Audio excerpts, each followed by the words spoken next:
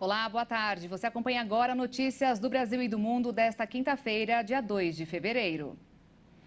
Nós começamos esta edição com uma informação que vai mexer no bolso do trabalhador brasileiro. Com reajuste no valor do salário mínimo neste ano, a tabela do INSS 2023 também teve alteração. No caso, as novas faixas se referem aos salários de janeiro, mas começam a ser recolhidas agora em fevereiro. As alíquotas refletem em cada faixa de remuneração e não sobre o valor total, e valem para trabalhadores com carteira assinada, domésticos e trabalhadores avulsos. No caso do trabalhador assalariado, o recolhimento é feito diretamente pela empresa. Mas, por outro lado, a Caixa Econômica Federal vai promover um leilão online de imóveis em todo o país. Quem traz mais informações é a repórter Bruna de Jaimo. A oportunidade de conquistar o seu próprio imóvel está mais próxima do que você imagina.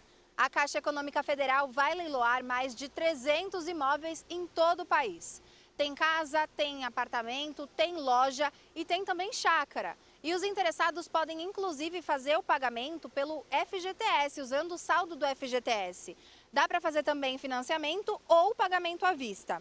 Os imóveis estão com mais de 80% de desconto e foram para leilão depois de terem sido colocados como seguro para pagamento de dívidas ou por algum tipo de determinação judicial. E estão com algumas inadimplências, o que gera retomada do espaço pelo banco. Então anota a data que no dia 14 de fevereiro, às 10 horas da manhã, o leilão vai acontecer online. E só para que a gente entenda, esses imóveis primeiro serão destinados aí para o leilão, serão oferecidos com o valor de avaliação. Se por acaso eles não forem arrematados, eles vão para um segundo leilão que vai acontecer no dia 1º de março, às 10 horas da manhã, também online, e serão oferecidos com até 80% de desconto. Se você tem interesse, quer saber como que funciona o edital do leilão e saber quais são os imóveis que estão disponíveis, é só você acessar o site globoleilões.com.br. De São Paulo, Bruna de Jaimo. A Confederação Nacional da Indústria informou que o faturamento industrial cresceu em 2022, influenciada pelo aquecimento da economia e pela desaceleração da inflação. Apesar da queda registrada em dezembro de 0,4% quando comparado com o mês de novembro, o faturamento da indústria cresceu 2,8% no ano passado em relação a 2021. Já o emprego industrial cresceu 0,1% em dezembro e 1,5% em todo o ano passado. O número de horas trabalhadas na produção cresceu 0,6% no último mês de 2022, na comparação com novembro. E na comparação anual, houve crescimento de 2,7% das horas trabalhadas em 2022. Segundo dados da Confederação Nacional da Indústria, a reorganização das cadeias de suprimentos, a desaceleração inflacionária e a atividade econômica mais aquecida, com reflexo no mercado de trabalho, influenciaram na melhora dos indicadores em 2022. Apesar do resultado positivo, as perdas de 2021 ainda não foram recuperadas. Em 2022, houve avanço no rendimento médio real de 2,1%. O Telegram enviou ao Supremo Tribunal Federal uma manifestação na qual informa que realizou o depósito judicial de R$1.200.000 em razão da multa por não seguir a determinação da Corte de bloquear a conta do deputado federal Nicolas Ferreira. A plataforma reiterou ainda o pedido para que seja afastada ou revogada a multa aplicada ou, caso não se entenda pelo afastamento, que o valor da multa seja reduzido. Em 12 anos seguidos, o governo de São Paulo não utilizou toda a verba destinada ao combate das enchentes. Entre 2011 e 2022, o governo paulista gastou valores abaixo daqueles aprovados pela Assembleia Legislativa do Estado de São Paulo, destinados a prevenir enchentes no estado. Em 3 desses anos, em 2015, 2016 e 2019, o valor executado ficou até inferior à metade da verba aprovada pelo Legislativo.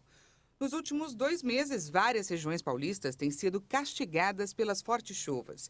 Segundo o balanço da Defesa Civil Estadual, entre 1º de dezembro de 2022 e o dia 31 de janeiro, 24 pessoas morreram e mais de 5.000 ficaram desalojadas no estado em razão dos estragos provocados pelas chuvas. Em 2022, a verba aprovada para a infraestrutura hídrica e combate a enchentes foi de quase R$2 bilhões. Até dezembro, o governo do estado gastou 1 bilhão e 700 milhões de reais. Isso quer dizer que pouco mais de 271 milhões de reais aprovados deixaram de ser investidos. Em 2023, o orçamento estimado é de aproximadamente 1 bilhão 213 milhões de reais. A atual gestão informou por nota que o governo realiza medidas complementares às mudanças municipais para auxiliar na drenagem urbana e no combate às inundações. O Congresso peruano rejeitou novamente a proposta de antecipação das eleições para este ano. Os protestos, que pedem pela convocação de um novo pleito, já duram 7 semanas. O Congresso apreciou o projeto em meio a uma onda de protestos contra a presidente Dina Boluarte. Após um debate de 5 horas, o plenário rejeitou a segunda proposta para antecipar as eleições, com 54 votos a favor, 68 contra e 2 abstenções. Eram necessários 87 votos para aprovar a iniciativa, que propunha a realização do pleito em dezembro deste ano. Os protestos já duram 7 semanas e resultaram na morte de 48 pessoas. O ministro da Defesa da Alemanha apresentou nesta quinta-feira os tanques que o país vai enviar para a Ucrânia. Ele chegou a admitir que o envio vai provocar uma perda significativa para o exército alemão. De acordo com o ministro da Defesa, o envio vai causar uma perda amarga para o exército alemão, mas é indispensável para que os ucranianos ganhem a guerra contra a Rússia. Em última instância, também se trata, sempre mais do que nunca desde o ataque de Putin contra a Ucrânia, da aliança e da capacidade de defesa nacional e preparação do exército alemão. É uma situação diferente adiante de fevereiro de 2022. A Alemanha pretende enviar os tanques entre março e abril, no marco de uma entrega de tanques por vários países ocidentais, que Kiev estima entre 120 e 140 unidades. A Ucrânia conta com esses novos tanques para frear a ofensiva russa no leste do território. Em 2022, a proporção de passageiros afetados por cancelamento de voos no Brasil disparou e até superou os índices registrados antes da pandemia.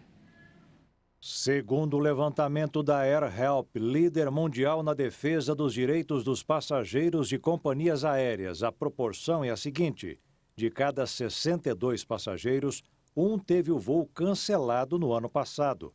Em 2021, de cada 114 passageiros, um foi prejudicado. E em 2019, antes da pandemia, o índice registrado foi de 71 passageiros. Um teve o voo cancelado. Deu um total de 82 milhões e 100 mil passageiros. 1 milhão e 300 mil passageiros foram afetados por cancelamento no país no ano passado, sendo que em 2019, antes da pandemia, o levantamento apontou que dos 105 milhões e 300 mil passageiros, 1 milhão e 400 mil tiveram seus voos cancelados. Mas esse tipo de ocorrência, quando não provocado por questões meteorológicas ou de força maior, pode originar pedidos de indenização às companhias aéreas. Ainda segundo o levantamento, de cada 44 passageiros, um preencheu os requisitos de elegibilidade para solicitar indenização financeira às companhias aéreas por transtornos causados por atrasos e cancelamentos. Para saber se está dentro dessas condições, a primeira questão a ser verificada é se o atraso ou cancelamento realmente causou sofrimento, estresse ou lesão ao usuário, como não conseguir comparecer a uma consulta médica importante que pode configurar o requerimento de indenização perante a companhia aérea, valor que pode chegar a R$10 mil por pessoa, e a compensação pode ser ainda maior se a companhia aérea for a responsável direta pela interrupção do voo, por problemas técnicos ou falta de tripulação, por exemplo. Eu fico por aqui. Mais informações desta quinta-feira no Jornal das 18h30 com a Maria Alice Dias e a Juliana Dariva. E eu também volto às 10 da noite ao vivo com o Alexandre Giaqueto no Jornal das 22h. Obrigada pela sua companhia e até amanhã.